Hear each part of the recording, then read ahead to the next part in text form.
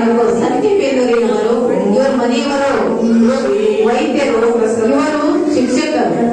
ಅದರ ಜೊತೆಗೆ ಈಗಾಗಲೇ 30 ಪುಸ್ತಕಗಳ ಮೇಲೆ ಬಂದಿದ್ದಾರೆ, ಅನೇಕ ಪ್ರಶಸ್ತಿಗಳನ್ನು ಪಡೆದಿದ್ದಾರೆ. ನಾನು ಅವರಿಗೆ ಒಂದ್ಸಲ ಕೇಳಿದೆ, ನೀವು ಹೆಂಗೆ ಇದೆಲ್ಲ ಮಾಡಿದ್ರಿ ಅಂತ. ಸಮಯವನ್ನ ಸದ್ವಿನಿಯೋಗ ಮಾಡ್ಕೊಳ್ತೇವೆ, ಜೊತೆಗೆ ಮನೆಯ ಕೆಲಸಗಳನ್ನ ಹಂಚ್ಕೊಂಡು ಕೆಲಸ ಮಾಡ್ಕೊಳ್ತೇವೆ. ಆದ್ರಿಂದ ಸಮಯ ನಮಗೆ ಉಳಿತಾಯವಾಗ್ತದೆ, ಇದೆಲ್ಲ ಮಾಡ್ಲಿಕ್ಕೆ ಸಾಧ್ಯ ಆಯ್ತು ಅಂತ. ಅವರು ಎಷ್ಟು ಸರಳ ಇದ್ದಾರೆ ಅಂದ್ರೆ ಅಷ್ಟು ಸಹಜ ಸ್ಥಿತಿಯಲ್ಲಿ ಅವರಿದ್ದಾರೆ. ಆದ್ರಿಂದ ಇಂತಹ ಸಾಹಿತ್ಯಗಳಿಗೆ ಅಕ್ಕ ಮಹಾದೇವಿ ಪ್ರಶಸ್ತಿ ರಾಜ್ಯ ಮಟ್ಟದಲ್ಲಿ ಬಾರಿಗಳಿಗೆ ಅವರಿಗೆ ನಮ್ಮ ಶಿಕಾರಿಪುರ ತಾಲೂಕು ಅಕ್ಕ ಮಹಾದೇವಿ ಹುಟ್ಟಿದ ಜನ್ಮಸ್ಥಳ ಆಗಿರೋದ್ರಿಂದ ಇಲ್ಲಿ ಕಳಿಸ್ಬೇಕು ಅಂತ ನನಗೆ ಹೇಳ್ಕೊಟ್ಟ ತಕ್ಷಣ ಒಪ್ಪಿಕೊಂಡು ಅವರಿಗೆ ಮಧ್ವ ಜಯಂತಿ ಕಾರ್ಯಕ್ರಮಕ್ಕೆ ಆಗಮಿಸಿ ಈ ಒಂದು ಎಲ್ಲ ಮಹಿಳೆಯರಿಗೆ ಸ್ಫೂರ್ತಿಯಾಗಿದ್ದಾರೆ ಅಂತ ಹೇಳಿ ನನಗೆ ಅನಿಸ್ತಾ ಇದೆ. ನೀವು ಅಷ್ಟೇ ಇನ್ಮೇಲೆ ನಿಮ್ಮ ಸಮಯವನ್ನ ಸದ್ವಿನಿಯೋಗ ಮಾಡ್ಕೊಳ್ಳೋದ್ರ ಕಡೆ ಗಮನ ಕೊಡಿ. ಅದು ಇದು ನಮಗೆ ಬೇಡ. ಸಮಯದ ಸದ್ವಿನಿಯೋಗದಿಂದ ಬದುಕು ಬಂಗಾರಮಯವಾಗ್ತದೆ. ಎಲ್ಲರ ಬದುಕು ಹಸನಾಗ್ಲಿ. ತಾಯಿ ಸುನೀತಾ ಅವರು ಈ ಪ್ರಶಸ್ತಿ ಇದನ್ನು ಗೌರವವನ್ನು ಸ್ವೀಕರಿಸುವುದರ ಜೊತೆಗೆ ನಿಮ್ಮ ಒಳ್ಳೆಯ ಸಂದೇಶವನ್ನ ಜನರಿಗೆ ತಿಳಿಸಬೇಕು ಅಂತ ಈ ಸಂದರ್ಭದಲ್ಲಿ ಕೇಳ್ಕೊಳ್ತಾ ಇದ್ದೀನಿ. ಶರಣೆ ಸುನೀತಾ ರಾಜು ಅವರು ಸನ್ಮಾನಿತರು. ಇದೀಗ ನಮ್ಮನ್ನ ಉದ್ದೇಶಿಸಿ, ಸಭೆಯನ್ನ ಉದ್ದೇಶಿಸಿ ಒಂದೆರಡು ಮಾತುಗಳನ್ನ ಹಂಚಿಕೊಳ್ಳಬೇಕು ಎಂದು ಕೋರಿಕೊಳ್ತಾ ಇದ್ದೇನೆ.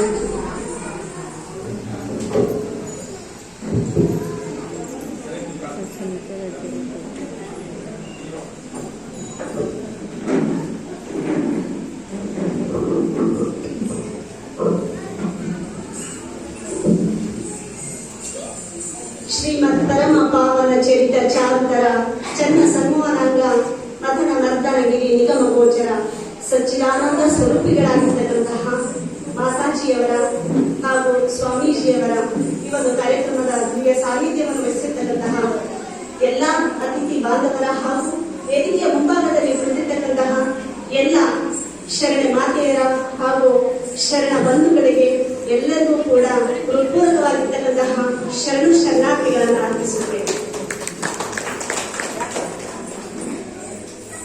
ಬಂಧುಗಳೇ, ಮಾತಾಜಿಯವರು ನನಗೆ ದೂರವಾಣಿ ಕರೆ ಮೂಲಕ ತಿಳಿಸಿದಾಗ ನಾನು ಕೇಳಿದೆ, ಮಾತಾಜಿ ತಂದೆನಲ್ಲಿ ಮಾತಿರಲ್ಲಲ್ವಾ ಅಂತ. ಇಲ್ಲ, ಉಪನ್ಯಾಸಕ್ಕೆ ಬೇರೆ ಬಿಡ್ತಾರೆ ಬಿಡಿ ಅಂತ. ಈಗ ನನಗೆ ಒಂದು ರೀತಿ ಅಡಕತ್ರಿಯಲ್ಲಿ ಸಿಕ್ಕಂತಹ ಅಡಿಗೆಯ ತರ ಆಡ್ತಾ ಇದೆ.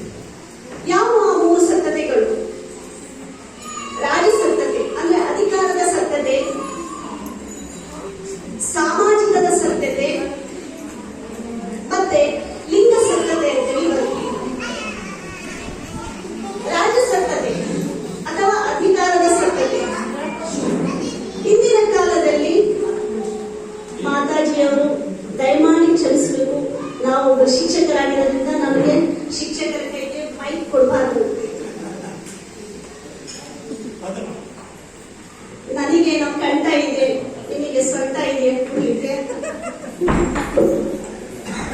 ಹಾಗೆ ಹಿಂದಿನ ಕಾಲದಲ್ಲಿ ರಾಜರ ಆಡಳಿತದ ಕಾಲದಲ್ಲಿ ಬೇಳವಾಳಿ ಪದ್ಧತಿ ಮತ್ತೆ ಜೋಳವಾಳಿ ಪದ್ಧತಿ ಅಂತ ಇತ್ತು. ಜೋಳವಾಳಿ ಪದ್ಧತಿ ಅಂತಂದ್ರೆ ರಾಜನಿಗೆ ನಿಷ್ಠನಾಗಿರುವುದು ಅಂತ. ರಾಜ ತನ್ನ ಅಧಿಕಾರದ ವ್ಯಾಪ್ತಿಯಲ್ಲಿ ಒಬ್ಬನನ್ನ ತನ್ನ ಸೇವಕನಾಗಿ ನೇಮಿಸಿಕೊಂಡರೆ ಅದು ಎಲ್ಲ ರೀತಿಯಲ್ಲೂ ತಂದದ್ದು. ಸೇವಕ ಅಂದ್ರೆ ರಾಜನಿಗೆ ಮಾತ್ರ ಸೇವಕನಾಗಿರೋದಲ್ಲ, ಅವನು ಸೈನ್ಯದಲ್ಲಿರಬಹುದು, ಮಂತ್ರಿ ಆಗಿರಬಹುದು, ಒಬ್ಬ ಗ್ರಾಮ ಸೇವಕನಾಗಿರಬಹುದು, ಪಟೇಲನಾಗಿರಬಹುದು, ಗೌಡ ಆಗಿರಬಹುದು, ಯಾರೇ ಆಗಿರ್ಬೋದು, ಅವರೆಲ್ಲ ರಾಜನ ಅಧೀನದಲ್ಲಿ ಬರ್ತಕ್ಕಂಥ ವ್ಯಕ್ತಿಗಳಾಗಿರ್ತಾರೆ. ಅವರು ರಾಜನಿಗೆ ನಿಷ್ಠನಾಗಿರಬೇಕು.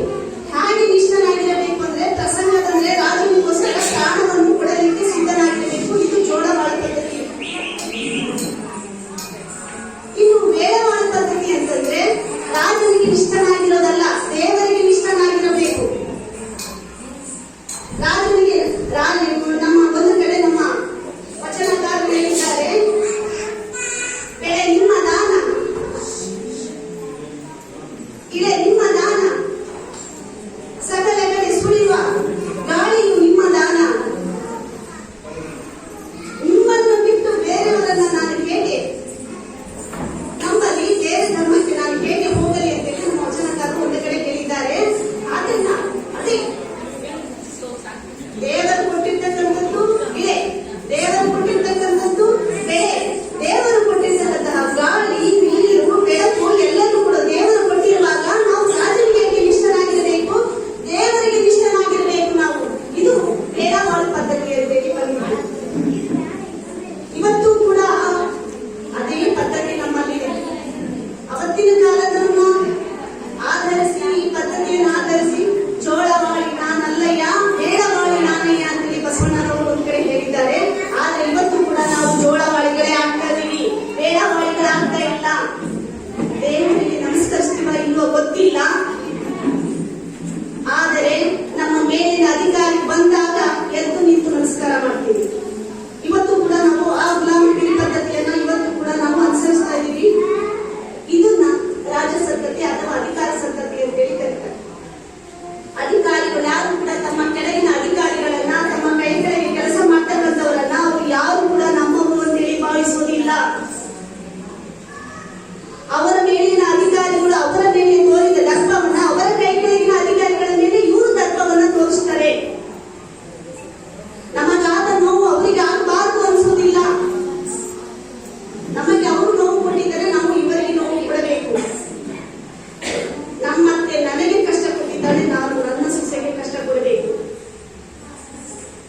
ಇದು ರಾಜಸತ್ತತೆ ಅಥವಾ